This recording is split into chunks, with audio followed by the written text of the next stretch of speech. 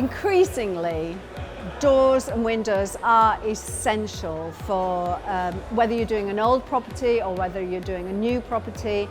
You know, gone are the days where we want, you know, white timber, you know, or that horrible UPVC stuff. Even if it's, you know, people trying to do it in greys or, you know, silvers or aluminium colours now.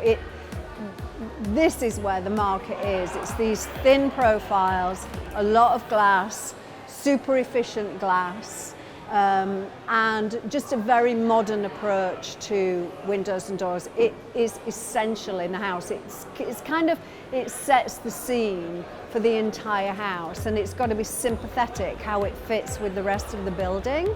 So I think, you know, people shouldn't really think, oh, I might just replace a couple of windows or whatever. It's the whole story, and the door obviously is, it's centre stage, and it's got to be absolutely right. I always recommend Express. If anybody asks me about sliding or bifold doors, I'll always direct them to you guys, because I do kind of trust and believe in what you do and genuinely love the product. And I can't wait to see a little bit of it in my own home. Fingers crossed.